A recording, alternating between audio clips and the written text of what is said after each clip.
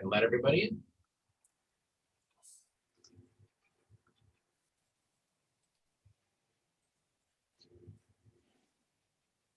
They owe attorney's fees. Welcome, everybody. Thanks You for know, being the here. Just make attorney sure your fee- microphones are on mute, if you don't mind. The lease allows, well, at this point, it's a lot more than that. Make sure everybody's on mute. You can put 2,500 I'm now. sorry, Greg, I muted you. Okay.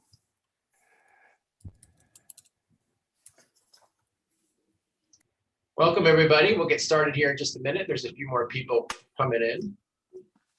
If you don't mind, making sure everybody's on mute. Oops.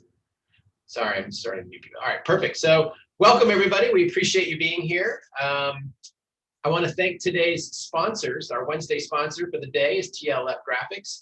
Our Wednesday session sponsors are Breeze Malt, Link 2 Hospitality, and Ultimate Brew Services. So we wouldn't be able to do this all week long without our allied members and our sponsors. So we appreciate them very, very much. And with that said, I want to introduce Greg Galla, who is with Teal, Becker, and Chiaramonte. He has significant experience providing accounting, auditing, and tax services to a wide array of not-for-profit organizations and businesses. His responsibilities include supervising staff and being a point of contact for client communications throughout the engagement. Additionally, Greg has significant experience in providing tax services to a wide array of businesses and organizations. And I will tell you, and Allie is on this as well, Teal, Becker, and Chiaramonte has been a strong supporter of the New York State Brewers Association and allied member for several years. So thank you all for doing this. I also want to introduce Randy Crabtree, who's co-founder and partner at Tri-Merit, who will also be presenting this morning. Throughout his career, Randy has worked closely with top company executives on tax planning and preparation engagements. Prior to co-founding Tri-Merit, he was managing partner of a certified public accounting firm in Illinois. His firm handled accounting and tax consulting activities for companies in a wide variety of industries. This, there's more people, I'm gonna let them in. This is a really important topic today. We're gonna be talking about the R&D credits for breweries. There's a lot of money that can be saved by breweries. And, even I'm just still learning about this sort of thing. So I'm really excited that you all are a part of this. There's a lot to be learned. And of course, you all need to save money and want to save money, especially during COVID. So with that said, I'd love to hand it over to Greg Galla to kick us off. Greg? Okay, can you hear me? Yep. Hear you, all right, Greg. thanks to everyone for having us. So we were just introduced, so I'll skip over that.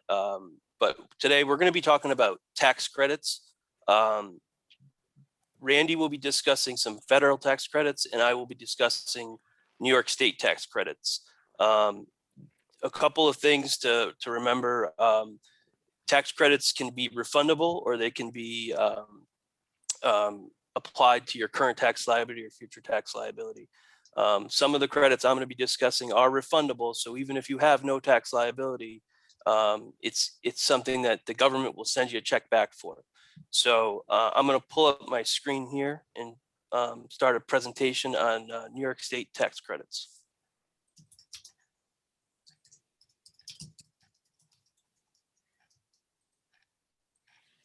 Okay, so I'm going to be discussing the alcoholic beverage tax credit and the investment tax credit, which are two, again, New York State tax credits that you would apply for through either your corporation and then down through to your personal tax return, or if you were just filing a personal tax return, you file it right there. Just wanted to give you a little idea of what a credit is, just in case you didn't know. A credit's a dollar for dollar reduction of your tax liability. It's important difference between an expense, because this actually reduces your actual taxes.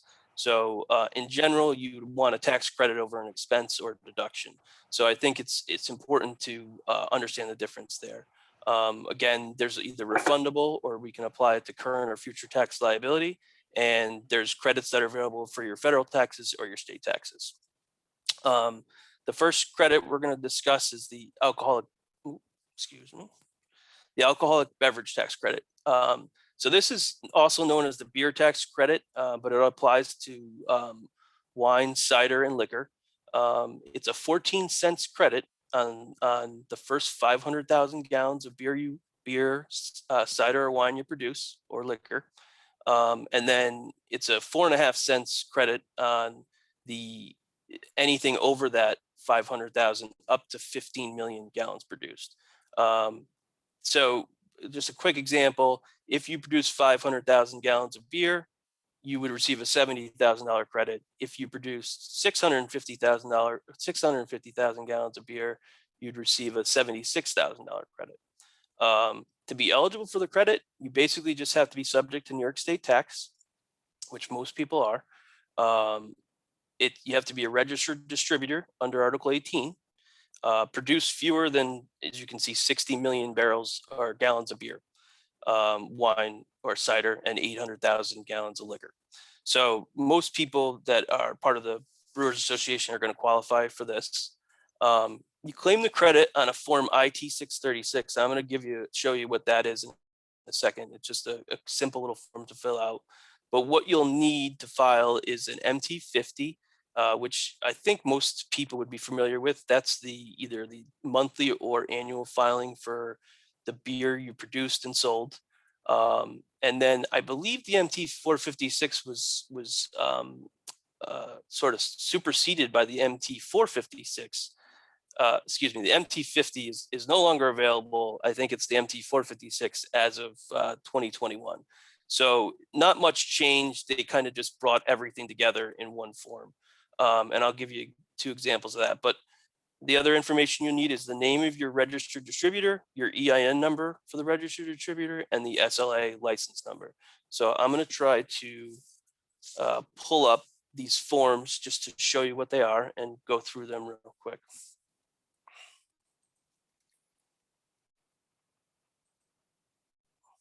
So this is the form you'd file. This is Paul, can you just let me know that everybody can see that? Okay. Yes. Yep. Okay. So this is the tax credit form. As you can see, it's pretty simple. The name of the distributor, the EIN number.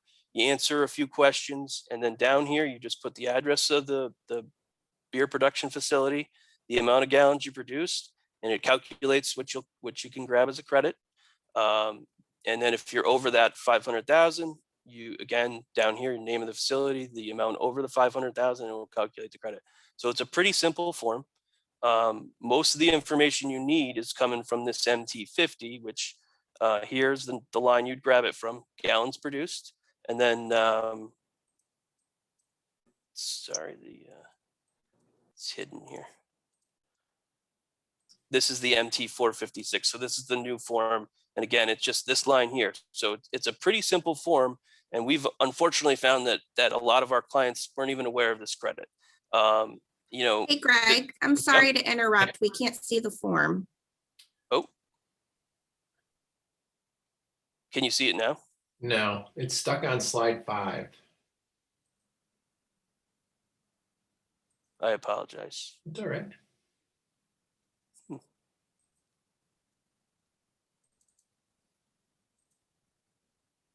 That any better, Paul? No, it's still stuck on that slide, Greg, the same slide. No. I guess we'll go back to the slideshow. Yeah, I'd go back. There you go. That looks better right there. It's perfect. That looks better than before. So if you could do that. Okay. Now it's moving fine.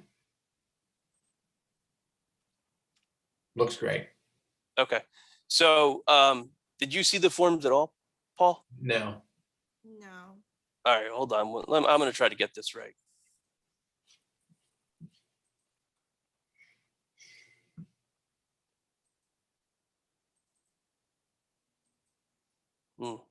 It won't do I it. did put the link in. Well, I put the link to the MT456 in chat, but it's not the form. Yeah, I'm sorry, guys, that it won't show up. Unfortunately, I'm new to presenting, so I apologize for that. But the bottom line is that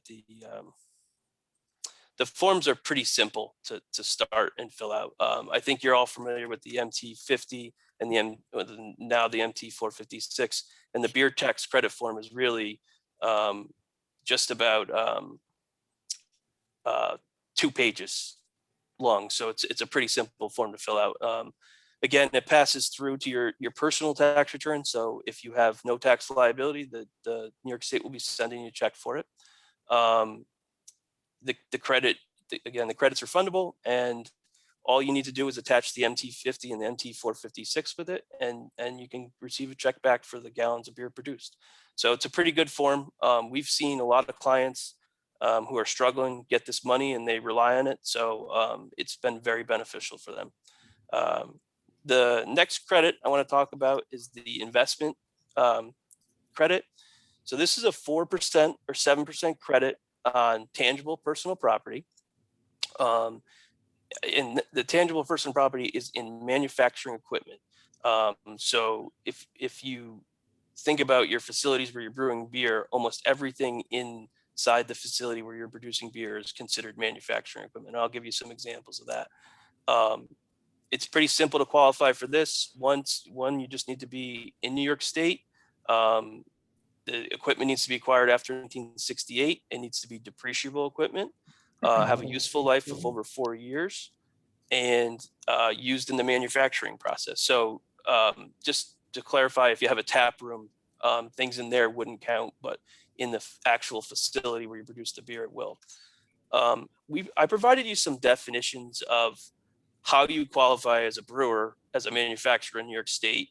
But basically it's because you're creating something by combining products. It's pretty simple.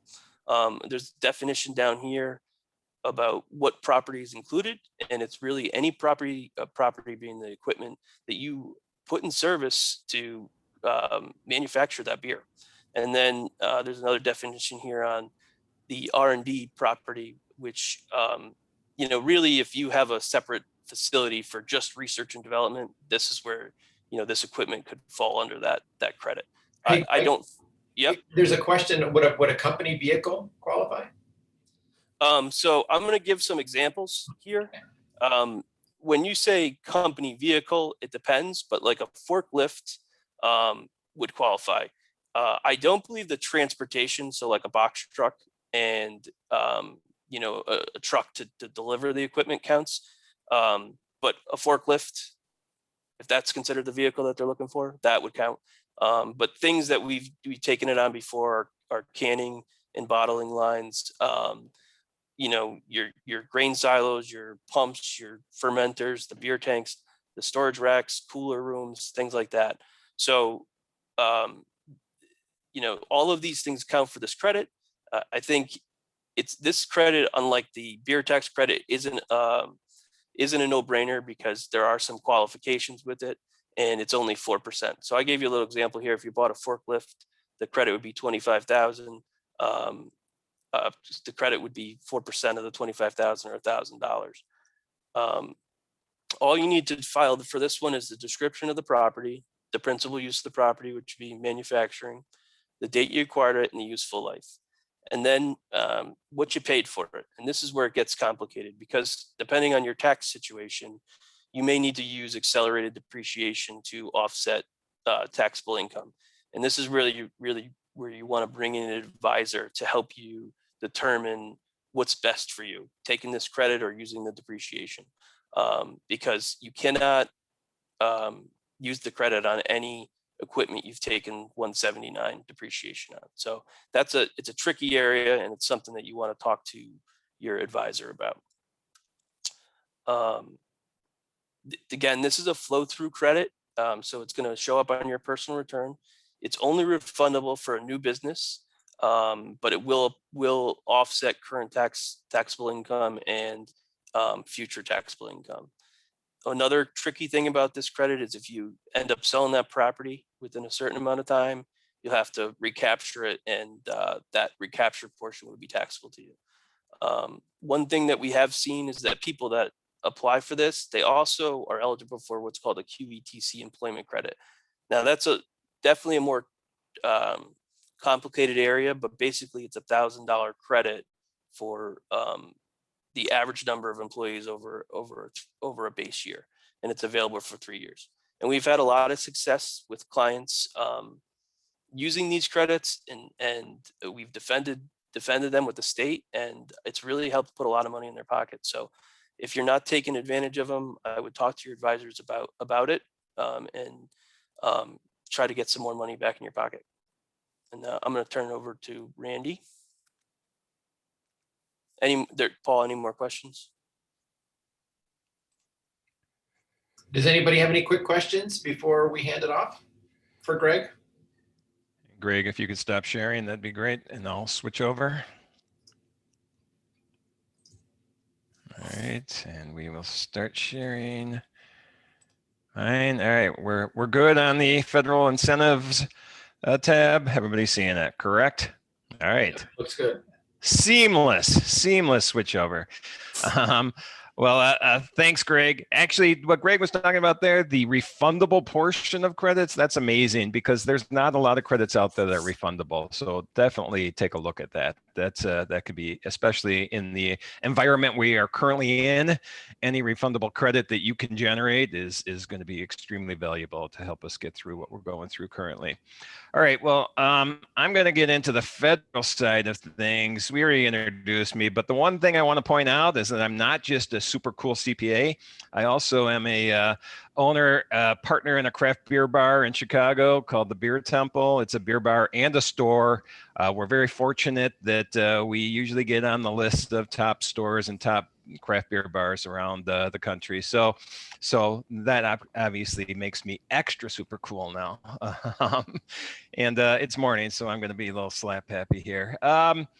We're going to talk about a couple different credits today to expand on what Greg was going over. We're going to talk about the R&D federal tax credit, and we're going to equate that obviously to breweries and see how you can qualify for this and see what the value of it is. And then a really important thing, I don't know if any of you have heard about this, but employee retention credit.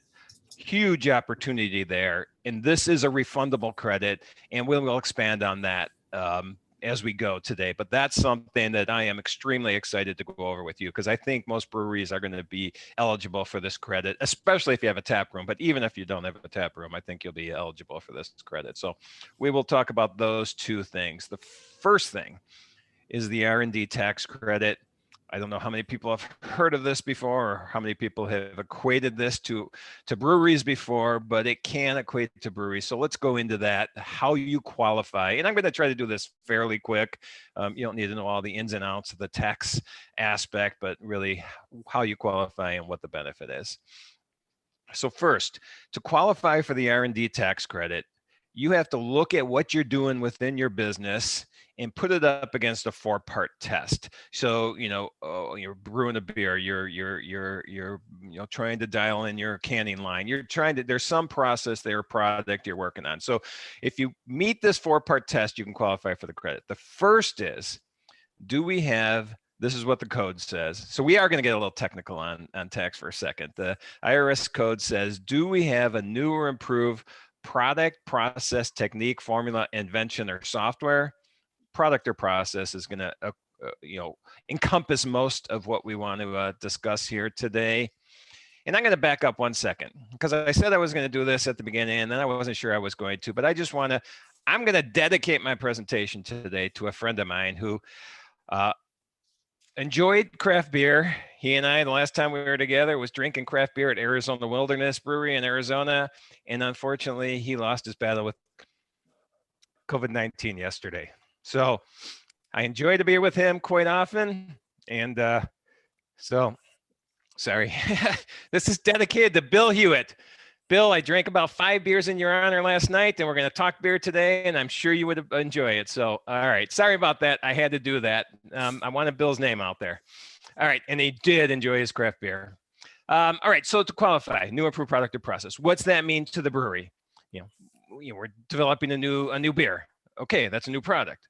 We're maybe looking to change that. Let's try different hoppy techniques. Let's quadruple dry hop it. Whatever we're going to do. Let's see what type of techniques we can work. How's that going to affect the beer? We're going to look at experimental batches, test batches, pilot batches, fermentation, yeast strains, the brewing process, automating things, packaging. So different things within a brewery is going to encompass a product or a process.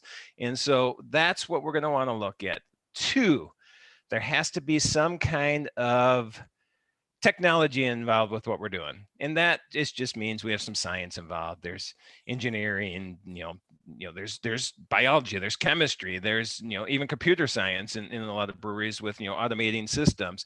And so, that's going to encompass what we're doing as a brewery. But this is part 2 of the test. Part 3, we have to have some kind of experimentation or uncertainty that we're going to experiment with, some uncertainty in the process. And so we can know we put these 4 ingredients together, we're going to make a beer. I mean, we can know that, unless we're screw up royally, we're going to make a beer. But is it the beer we want? Is it the right, attributes that we're looking for in a beer? If it's that formulation, if it's, automating the canning process, if it's looking to automate the brewing process more, things like that. So we need some uncertainty in the project that we're working on. And uncertainty can be, can we just increase our output? Okay, how do we do that? How do we turn over a beer faster? How do we increase the shelf life? So some kind of uncertainty in a product. And if we have that, and you can see some options for that listed down here. I want to get to the ERC, so I don't want to spend a ton of time on this, but because we have that uncertainty, we're going to experiment. And usually that's just running a test batch, prototyping, in a manufacturing term, prototyping, test batches, first runs, pilot batches, lab testing. All of these things are going to be basically experimentation is evaluating different alternatives to come up with what we're trying to design. So doing 5 different test batches to dial in our ingredient list that we want this new beer to taste like. And we may be successful in the first round, but it's not what we wanted. Now let's and you guys all know this, let's dial it in, let's get what we want. And then let's start selling that beer. So as long as we have those 4 parts, again, very quick, but new or improved product or process, some kind of technology involved, some level of uncertainty. Doesn't have to be, can I build a time machine uncertainty? It's just, can I be better? Can I be faster? Can I be cheaper? Can I, develop this the way I want? And because of that, we're going to experiment. So that's how you qualify for the R&D tax Hey, credit. Yes. Randy, there is Yes. a question from Ethan Cox with Community Beer Works. Ethan, go ahead. Oh, yeah. What did I ask? Sorry. Man, Oh yeah. I just want to know if the R&D batches, can you sell them? I mean, Yes. yes. Yep. Now I'll probably expand on that in a second, but that's a good question because there's some new rules that came out. I say new in tax law, they're new, but probably 4 to 6 years ago now that has kind of changed that rule. And so we'll expand on that. In fact, we are going to in a second. That's a great question. Well, if you don't sell it, you just have to drink it all anyway. So, it's not a bad option, I suppose, unless you're trying to generate revenue. So, the value of the credit. Now we're looking at, we have a new batch of beer that we've just, evaluated, tested, all this. And so what are the expenses that went into that development that we can use in the credit? And there's 4 expenses that really come into play. There's going to be 3 mainly that we're dealing with, really 2 mainly that we're dealing with as breweries. But the first is salaries and wages. Who's developing that, who's testing that, and I'm going to go with just a new beer as our example as we're talking today. But there's obviously other technical projects that go on in breweries. Obviously, breweries and engineering go together a lot. And so, there's engineering activities that are going to be going on within breweries too, just because it is a manufacturing process. So owners, brewers, assistant brewers, lab directors, those are all salaries and wages. Even testers, somebody's testing this new product that we just tried, those people will be going into the calculation of the credit. If we're outsourcing some lab testing or maybe, helping automate our brewing process, that outsource cost could come into the credit. This, Ethan, goes to what you were saying, supply costs. So just the whole ingredient list that's going into a new beer. These rules changed, like I said, 4 to 6 years ago, and it's called the prototype rules. And beer falls within these prototype rules. So if it is a prototype, a new beer, a test beer that we're working on, and the bottom line is if there's uncertainty into what the final outcome of this beer is going to be, do we know what it's actually going to be? I mean, you don't know obviously until the end, but we have to look at that level of uncertainty. if we have that, and again, you can sell it, these rules actually say that if there is that uncertainty, the entire process of again, brewing a batch of beer, we're obviously going to use that example today. If there's uncertainty in the entire process, then it doesn't matter if you kept it and drank it yourself, if you sold it, it's an R&D project. Normally, before these rules, it ended up being, like Ethan was saying, it ended up being a cost of goods sold. It was successful, we sold it, it's cost of goods sold, it's on our books as an expense now. No longer the case. Under these new rules, that whole batch of beer is an R&D expense. And because it's an R&D expense, even though we sold it, it can go into the calculation of the R&D tax credit. So that was a big change. So obviously when we're looking at these, test runs, seasonal beers, first runs, one-offs, you can see the list that I have there. All that water, yeast, grain, hops, adjuncts, even barrels potentially, all those supplies and materials could potentially go into the credit calculation for that run of beer.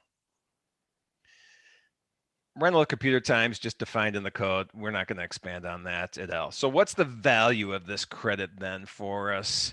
About 10% of all those expenses on all those, batches of beer or other automated processes that we're working on, about 10% of those costs become the federal credit.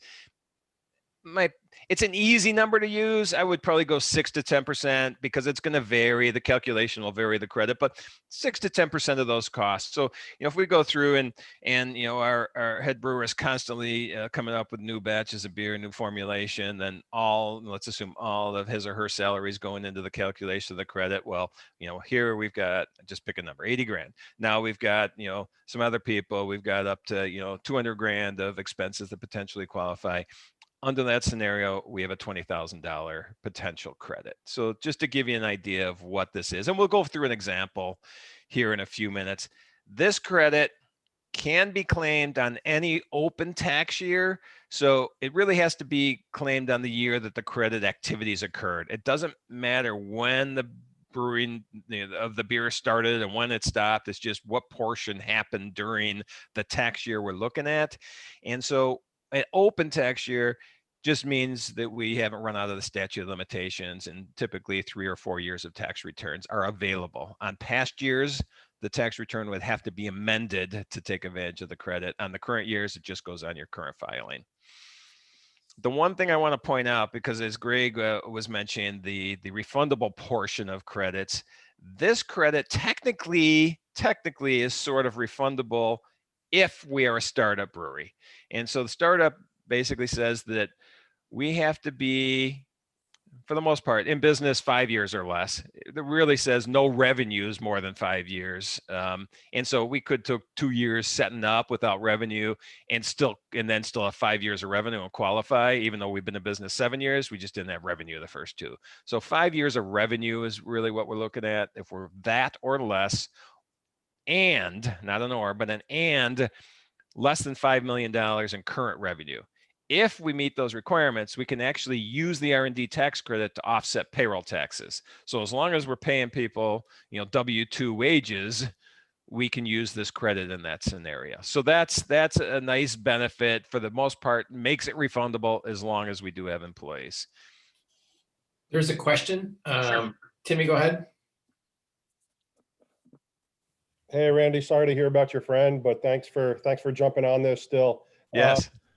Question about what you're saying and what I'm seeing here is, it almost sounds like one could argue that every batch that comes out could be R&D if you make even a small tweak on the hopping rate or the mash temperature or anything like that. Is there a point where you're getting greedy? Yeah, there will be a point where you're, in your terms, getting greedy. I mean, let's go, and I'm not an expert on my hops, but let's say we've got this whole formula and we've been going with Centennial and now we want to go with Citra. Well, we switch the hop, but is that really going to be that much of an experimentation process to do that? We know, it's just going to change it to a, more, citrusy flavor. And again, I don't know the Centennial flavors off the top of my head, but yeah, I mean, so that scenario, that seems pretty simple, straightforward. We just change one hop. But now if we want to, we're looking at, okay, we got this whole, let's make these the different, we're going to start hopping early, late, fermentation, post-fermentation with different hops to get different varieties, to get different flavors out of it. That's a little more complex. Or maybe we're going to attempt to use this new yeast that with this combination of grain and hops we haven't done before. More of that than just that simple, let's just change one hop. Is that kind of answer? Okay, so yeah, I think at the end of the day, it's pigs get fed, hogs get slaughtered. Yes. If you try to take everything, you're going to get nailed. Yes. If you have some thought behind it and are taking, it can still be a pretty sizable amount. Yep. You've got some details behind it, then you got a better chance of passing scrutiny. Thank you. Nope, no problem. And again, this is a great group. It's I love these questions, and it's a nice size group too. So, tax I know is usually the most exciting part of this whole conference, and so I wouldn't be surprised that we've got a decent amount of people on here. All right, so I'm going to go through an example quick. This is one we actually worked on. And so this company, this is real life, this is what they were that we qualified. They were analyzing the effects of the change in ingredients, like we were just talking about, how it affected with time, temperature, conditions, additives. They were doing small batch prototyping, analyzing for, the ABV, color, bitterness, acidity, carbonation, viscosity, all these things. They were just trying to, dial in and figure out. They actually were experimenting with fermentation methods as well. And so for them, we looked at what are their production beers, what are their normal production, year-round, beers that they're running, or even, not even year-round, but production, even seasonal beers. It's just the same formulation every year. We looked at those and like, okay, those are not going to be the qualifying ones. Now let's look at the non-production beers, the ones we're testing, the new ones, and kind of like we already defined, first time seasonal beers, barrel aging program, one-offs, low barrel production beers. So we're looking at those types and then trying to dial those into the credit calculation. And for them, the employees involved, owner, head brewer, associate brewers, lead brewer, lab director, in addition, to other people. I am a great tester of beer. So if anybody ever needs help with that, call me up. You unfortunately have to pay me to get my expense into the credit calculation, but still I can give you feedback if we ever need that. So the non-labor units, besides the wages we took into the calculation of the credit, the brewing inputs, the ingredients we took into the calculation of the credit for them, souring agents, some barrels, some yeast cultivation expenses were going in, lab testing expenses were going into this credit calculation, and for them, this is 16. That was early on in these new rules that we were talking about, where the whole ingredient list could go into potentially the calculation of the credit. So we had a lower credit in those first few years. And then as we felt more comfortable with those ingredient lists, to be able to go into the calculation of the credit, that credit grew. And so federal credit, I honestly don't know what state we were in here, but federal credit, 68,000 starting in the year 18. So a nice credit that either is going to offset income taxes, or if we qualify as that startup, be able to offset payroll taxes. So just give you an idea on the R&D tax credit. It's out there. Brewers qualify. We've done quite a bit, and so Greg's obviously available to answer any questions. We support Greg. We work with Greg on R&D tax credits. So any questions you have, reach out to him, and he can get in contact with me too as well. All right, employee retention credit. I can't see a show of hands because there's only a few cameras I see right now, but I'm just wondering how many people have heard of this and how many people are looking into it currently, because this is all right. So I do see Ethan has looked into this. The one thing I want to talk about, this employee retention credit, some key facts before we dive into the definition, because this I think you'll be surprised at the benefit you're going to see when we do an example that the employee retention credit is going to give. And the employee retention credit is a credit available because of the pandemic. If we continue to pay people, from, last March through now, and actually through, looks like all of 21, most likely, we'll expand on that, we're going to be potentially available or eligible for this credit. So it is directly in response to COVID-19. This is a refundable credit. So like Greg was saying on his other credits, this is refundable, and the dollars are going to be amazing, even for a small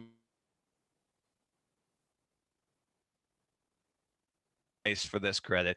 Number of employees, doesn't matter. There's some, if you have heard of this, some people have heard that the number of employees you have affect your potential credit. That is not the case.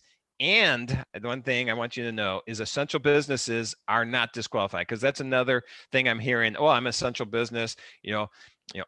Breweries very well may be essential businesses. I know, or your to-go store is very well was an essential business. I don't know how the definition was in New York, but I know in Chicago, liquor stores were essential businesses, and I would assume that would fall into the same. So even though you're essential business, you can still qualify.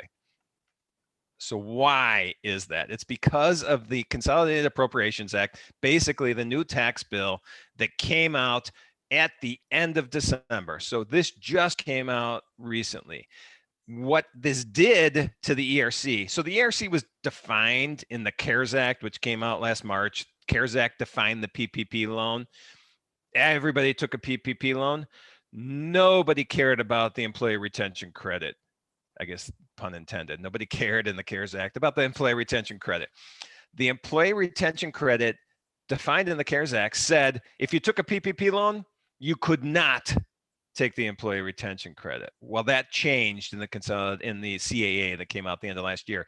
It now says, never mind, we changed our minds. You can get the employee retention credit and have a fully forgiven PPP loan, or just in general have a PPP loan. So all of a sudden, this just came out of nowhere that we have this opportunity to look at 2020 and capture some credits that we thought we weren't eligible for because we took a PPP loan. The other thing that happened with this is it extended it into the first 2 quarters of 21. It was expiring the end of 20. And so great, it was a nice credit, but now it has extended and it's actually enhanced it for 21, and we'll expand on that. But as we sit today, the value of this credit can be up to $19,000 per employee. So if you have 10 employees, full-time employees, and you qualify, there's $190,000 sitting there as a potential credit. We'll get into the how you qualify in a minute, but that's what I'm saying. These numbers can add up fast. Even if you have 5 full-time and 5 part-time, we're going to generate some pretty decent numbers pretty quick on this employee retention credit. So what is a qualifying business? Basically, it's a privately held business or tax exempt organization, but I don't think any of the breweries on this call are tax exempt organizations. The society might be, but the breweries are not. And so privately held business that is a business is really the definition. And then you have to meet one of these next 2 definitions. And this is an or, not an and, because that's another area where people get confused. It's an or. We have to either qualify as a business that was significantly had its gross receipts affected in 2020. And again, we'll define that. Or if we don't meet that gross receipts test, if we were fully or partially shut down or suspended or affected by a government order that basically limited our ability to run our business. It's defined as limiting our commerce, travel, or group meetings. If we were limited by this order, okay, we cannot have indoor seating anymore. We cannot, our bar, our tap room can't be open. Okay, that's a government order. And it has to be an order. It can't be, a governor or mayor getting on TV and saying, yeah, I really think everybody should stay home and let's reduce the hours on our businesses. That's not an order. It's a written thing that says you have to follow these rules now that we're setting in place because of COVID-19. And so one of those two we have to meet in order to qualify for the employee retention credit. So what is a significant decline in gross receipts? Significant decline in gross receipts for 2020. Now, again, we have a 2020 credit and a 2021 credit. And just as a side note, I get excited with this stuff. As a side note, 2021, I'm 99%, I just upped it. I've been saying 90. I'm 99% sure it's going to be extended the entire 2021. So currently we are expiring the end of June. So there's potentially $19,000 per employee. That'll actually, if the rules stay the same and it does get extended, be $33,000 potential per employee if we get extended for the entire year. Paul, it sounds like there's a question. Yes, Rich has a question. Rich, go ahead. Rich I had to figure out how to move. Okay. Does the reduced taproom capacity qualify as restricted business? Yes. Yes. In general, yes. We'll go through some examples, but I don't see any situation where reduced capacity in a tap room is not a partial suspension of business. It just, I've looked at that a ton and I don't see it. In fact, there'll be an example. I'm going to go through it in a minute. Well, man, we better run out. Might not. All right, 19 minutes. We won't run out of time. We're going to get all this in. There'll be an example I'll go over, which will kind of directly address that. And that's right from the IRS's FAQs. And so I think it'll address that. But my answer is yes, you are affected. I'll say every tap room, in the country, except maybe I think South Dakota didn't close things out. I think pretty much everybody else has been affected by a partial shutdown. All right, so gross receipts test. If in 2020, our gross receipts were 50% reduced from a similar quarter in 2019, we qualify under the reduction of revenue test, a gross receipts test.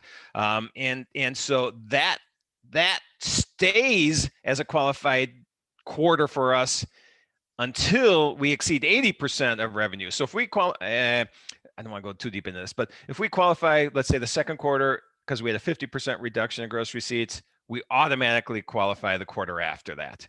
And we continue to qualify until our gross receipts exceed 80% of 2019's comparable quarter. So for the most parts, if we've hit this reduction in, let's say, the second quarter of 20, we're most likely going to get qualify the entire year of 20. So just be aware of that. 2021, it actually got easier to qualify. We're going to compare 2021's revenue to 2019's revenue. We're still looking back at pre-pandemic quarters.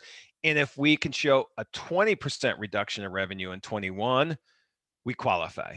And so 21 got easier to qualify. And I know that's probably a situation that could very well be hitting a lot of business, a lot of breweries in general. So quick example of you qualifying, 2019, 100,000 in revenue, 2020, let's assume we had 49,000 in the second quarter. The first quarter we're looking at, that's a 51% decline. We qualify. Second quarter, we've gone over that 50, but we're still under 80. So the second quarter qualifies, but the second quarter already qualified, or third quarter, second one we're looking at, third quarter already qualified because we qualified in the second quarter. It's just the rules. And then for this case, since we still qualified in the third, we automatically qualify for the fourth. Same scenario here, but the third quarter of the second we're looking at, we went over 80. We still qualify for that third because we qualified in the second, but now we're disqualified in the fourth. Even though we dropped back below 80, the fourth quarter is disqualified. Bottom line, you don't care about that. You care about what's the value of this credit. Just as a side note, if you're a new business and you started in 19, we can still look at this. Even if you started at the beginning of 20, we can still look at this. I'm getting cognizant of time here. And so don't worry about when you start a business. If we don't have a 19 quarter to compare it to, there's still potential we could look at this. So what are the qualifications then? So that's a qualified business. What's the fully or partially suspended? The math for the first qualification, do we have a reduction of gross receipts? Math's pretty strict. Well, I'm a math guy. Math is makes it work. I can wrap my mind around math. I can do that. I can determine if I qualify. But now, and this is goes to the question we have, what is a full or partial suspension? And so again, has to be a decree, has to be an order, has to be official. If we ceased all business, and for some people, there was this, okay, we're sheltering in place. Everything is shut down for 2 weeks, 3 weeks, 4 weeks, whatever it was. That's a period that we qualified then. That was just, we could not, continue our business. Even if we're essential business and we had to continue business, we could potentially qualify. So don't, again, even though it might be an essential business, we could still qualify. But what's the full is pretty straightforward. What we want to do is we're going to look at the period of the full or partial, I'm getting too excited now, partial suspension to see if we qualify. And we're going to look at that term. When we qualify under the reduction of gross receipts, we qualify for that entire quarter that we qualified, that we had a reduction of receipts. For the partial suspension, we look at that period. So we have to look at those state, local, federal proclamations, orders to see when you were affected. Just be aware of that. Now, examples, and this is that, I forgot who asked the question, but here I think we'll kind of go towards that, addressing that question you had. This is straight from the IRS. IRS says, okay, we have a restaurant. We could call this a tap room. We have a tap room that has indoor dining, outdoor dining, delivery and pickup. Well, they have indoor and outdoor dining shut down. Delivery and pickup still available. You are affected. That's an affected business. That's a partial shutdown.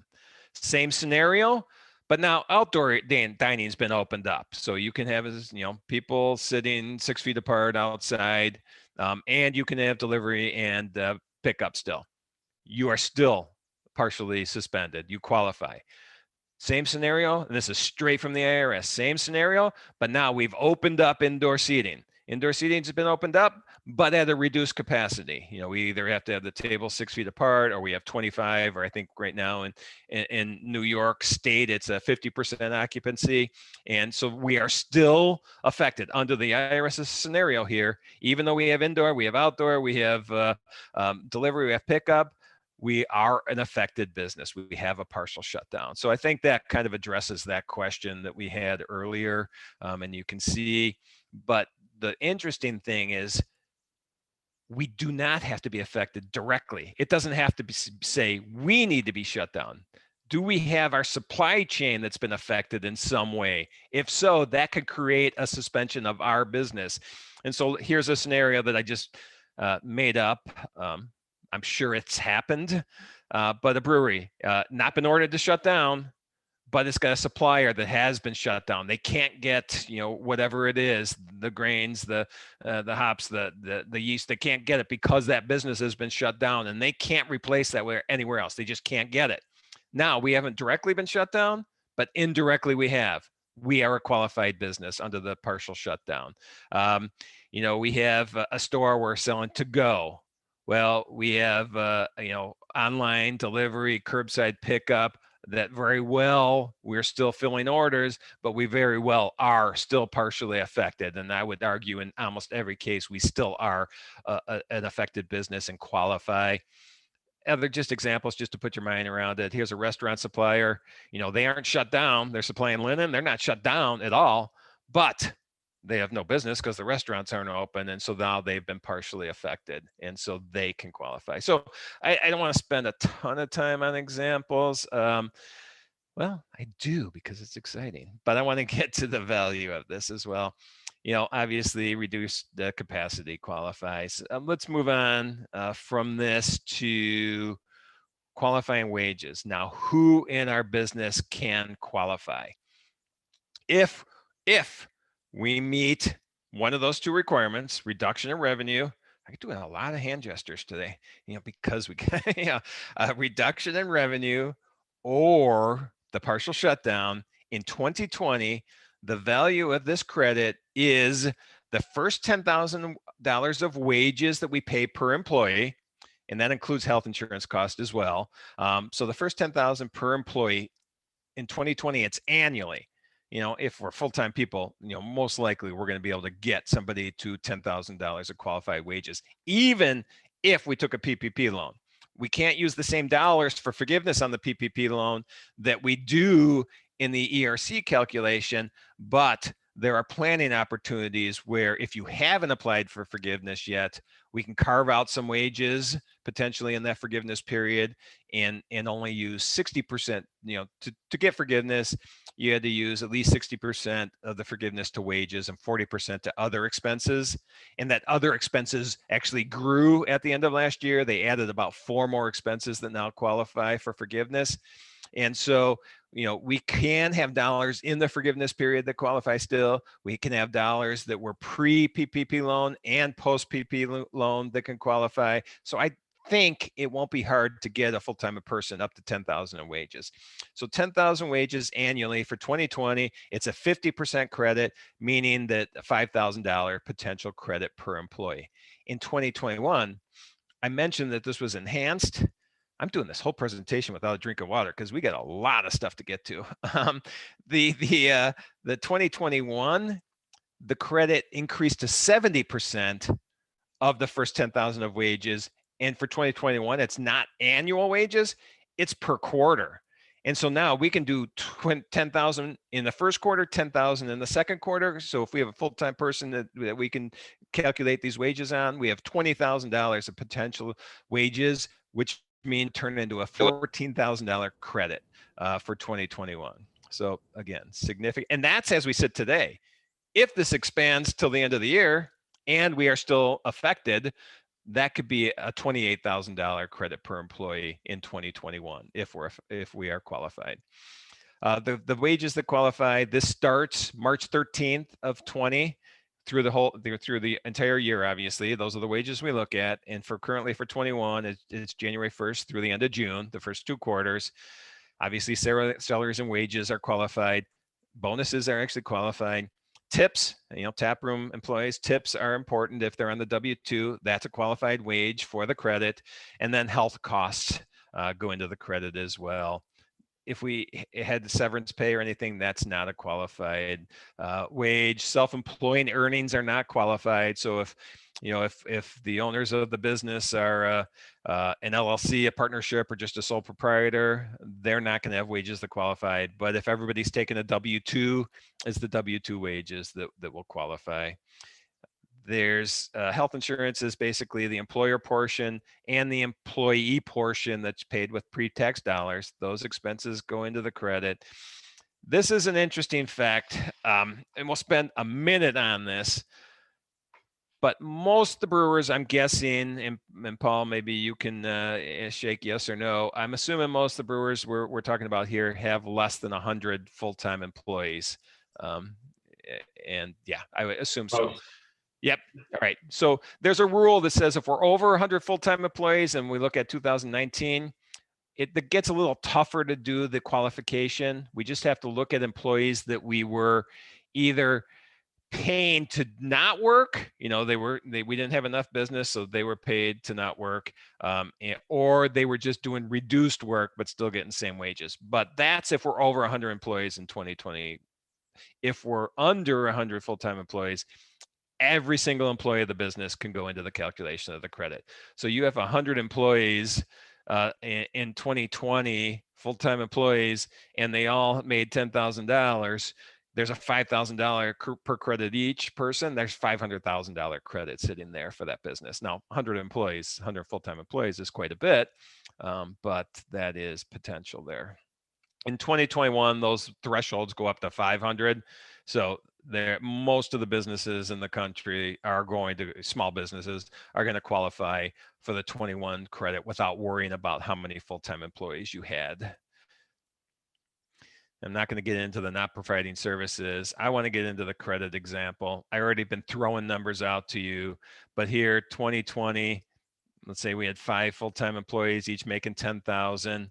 We had 4 part-time employees, just picking numbers, 9,000, 8,000, 7,000, 6,000. The 2020 credit for those 9 employees is $40,000. Refundable.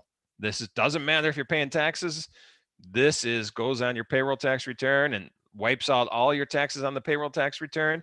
And if there's excess, they'll send you a check. So it's a refundable credit, just like Greg was talking about with the first one he was discussing.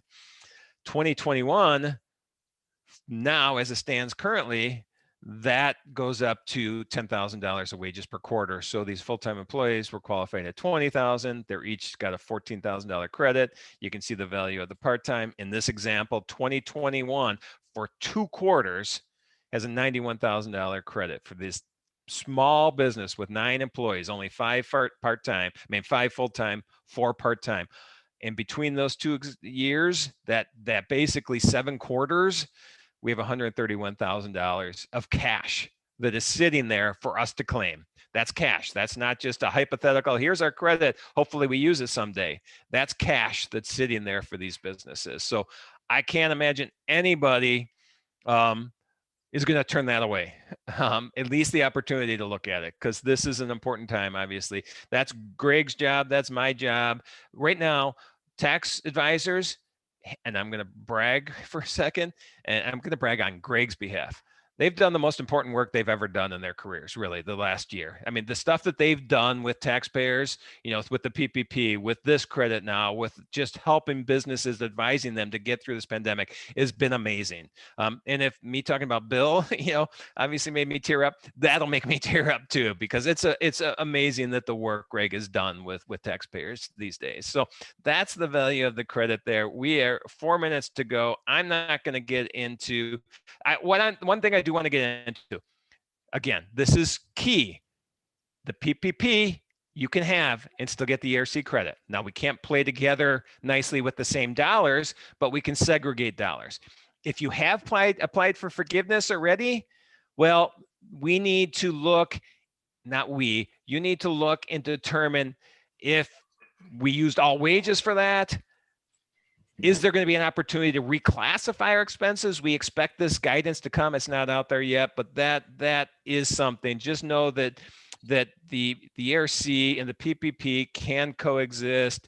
Oh boy, I'm going to go through a lot of sites because I got to get Greg's pretty picture up here before we sign off.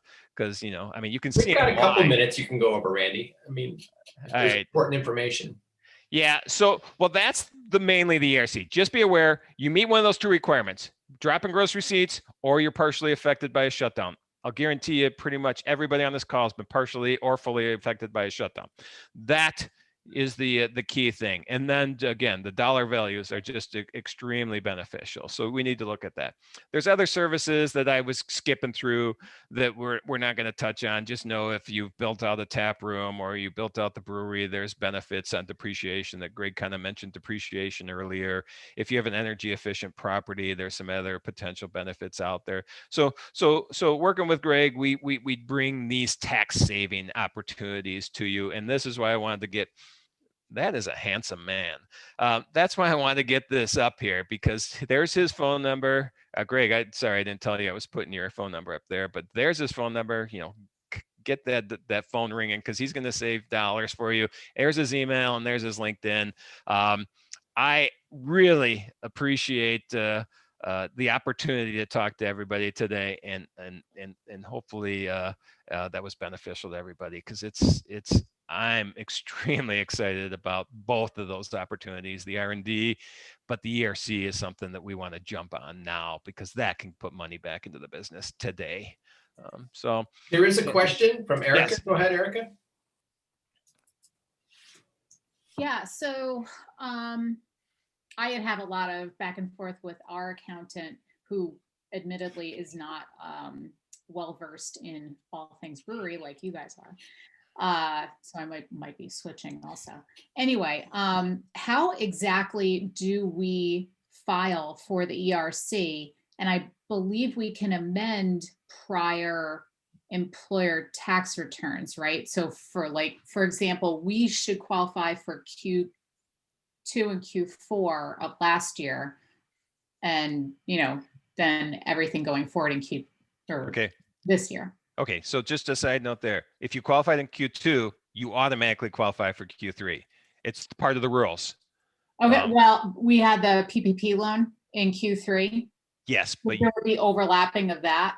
they'll be overlapping, but there could be, depending how you did forgiveness, there could be dollars still in that forgiveness period. Now, this is a little bit of a probably guidance area, but new guidance came out 2 days ago, and it was kind of implying that yes, if we did not use all those dollars for forgiveness in that Q3, then that excess could be available for the ERC. So just be aware. I would continue to look at that. But yes, right now, the way the guidance is we can amend 2020 quarters to capture the credit. So we'd have to go second, third, fourth quarter, do a 941X, and that's where we would capture the benefit. Going forward, there is an opportunity to start reducing your payroll tax deposits if you know you're going to qualify for the credit. Now, it's harder to guarantee but if you know the shutdown rules, then you can figure out that you're qualifying in 2021. You can start to for me personally with the beer temple, I have reduced payroll tax deposits for 2021 because I know we're going to qualify because we're also a bar and we have been partially shut down. We just increased to 50% capacity this week. So so that's a shutdown. So there is another way, and maybe Greg has more info on this, but there's Form 7200 where you can basically ask for an advanced refund. Now that no longer is available in 2020 is the guidance that we're hearing right now, but that may be available going forward where we can even not just wait to reduce our deposits, we can ask for the additional refund that we expect on our 941 through a Form 7200. So would you say it's easier to just amend after you've already filed? Well, for 2020, that's our only option. 2021, yeah, the easier. So that's a loaded question because we have to know we qualify. So if we don't know for sure, because part of the rules are, we have to look at one of the ways to qualify is look at Q1 21 revenue. Did we qualify into that revenue option? Well, if we didn't, and that's how we were hoping to qualify, well, we're not hoping, we want the revenue up there, but that's how we are qualifying. Then just reducing our deposits is potentially not the right way. Now, supposedly they're giving forgiveness if you reduce your deposits, but you didn't qualify, but I don't think you want to get into that mess. So in that scenario, amending is pretty straightforward for a 941X. So yeah, we would just wait till April when that's filed to do a 941X and capture those taxes back. It's probably the most straightforward and the easiest to know for sure we qualified. Okay, great. Thank you. Sure. Thanks, Randy. Yep. We are technically over time, Paul. So you're in charge. You tell me where we're at. I think if there's any questions, last minute questions, just unmute yourself. If not. Awesome. Well, that's great. What a great presentation. Thank you, Greg. Thank you, Randy. And thank you, Allie, as well. Great presentation. A lot of good information here. This is being recorded, so if you've not subscribed to our YouTube channel, the link is there. Please do that. This will be up later today. And I also just want to thank again our Wednesdays, our TLF Graphics, who are our Wednesday sponsors, and our session sponsors, Breeze Malt, and Link to and Ultimate Brew Services. So thank you, Randy. Thank you, Greg. We really appreciate your time today. Great stuff. Thank you, everybody.